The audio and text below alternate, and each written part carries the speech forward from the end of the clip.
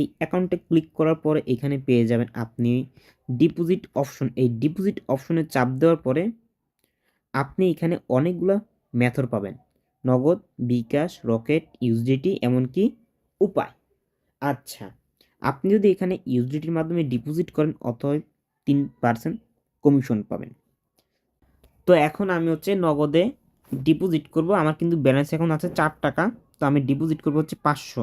তো আমি এখন ক্যাশ পেটা সিলেক্ট করতে পারি। ক্যাশ পেতে সিলেক্ট করে আমি এখানে 500 লিখলাম।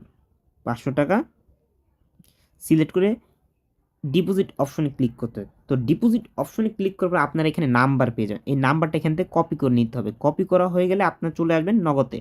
তো নগদে এসে কিন্তু আপনাকে ক্যাশ আউট করতে হবে। এটা কিন্তু ক্যাশ আউট নাম্বার। তো এখানে নাম্বারটা দিয়ে দিবেন। নাম্বারটা দেওয়া হলে নিট 500, আপনি 500 সিলেক্ট করলে 500ই পাঠাইতে হবে। 500 টাকার 1 টাকা কম হলে কিন্তু টাকা আসবে না, 1 টাকা বেশি হলেও টাকা আসবে না, মাথায় রাখবেন।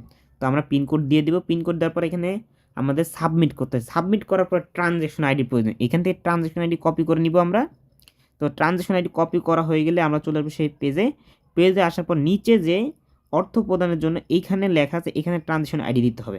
তারপর নিচে লেখা আছে পেমেন্ট নিশ্চিত করুন, এটাতে ক্লিক করতে হবে। ক্লিক করা হয়ে গেলে সাকসেসফুল দেখাবে। হ্যাঁ, তো এইখানে আপনারা ওয়েট করবেন, মিনিমাম 20 থেকে 40 সেকেন্ড ওয়েট করবেন, কারণ এটা একটা রোবোটিক্স মাধ্যমে আপনার পেমেন্টটা তারা নিবে। সেক্ষেত্রে এখানে একটু ওয়েট করবেন। তো কিভাবে ডিপোজিট কমপ্লিট করতে সেটাই দেখাচ্ছি। তো 20 থেকে 40 সেকেন্ড ওয়েট করার পর আপনি এখানে কি করবেন, ব্যাক বাটনে একটা ক্লিক করবেন। একটা ক্লিক করার পরে এই পেজটা শো করবে, আপনি আরেকটা ক্লিক করবেন। তো ক্লিক করার পর দেখবেন এখানে অটো ব্যালেন্স অ্যাড হয়ে যাবে। তারপর যদি এখানে ব্যালেন্স যদি অ্যাড না হয়, আপনি এখানে আরও 1 মিনিট লেট করবেন। লেট করার পর এখানে যে রিফ্রেশ অপশন আছে এইটাতে ক্লিক করুন, এই তীর চিহ্ন এটাতে ক্লিক করবেন, টাকা অ্যাড হবে। যদি তারপর না অ্যাড হয়, আপনি আরেকটা ব্যাক বাটন ক্লিক করবেন, দেখবেন এইখানে অ্যাড হয়েছে কিনা। তারপর যদি না অ্যাড হয়, এখানে আবার 1 মিনিট থাকার পরে এইখানে আপনি ক্লিক করে টাকাটা অ্যাড করে নেবেন। আশা করি আপনি বুঝতে পারছেন কীভাবে ডিপোজিট করতে হয়।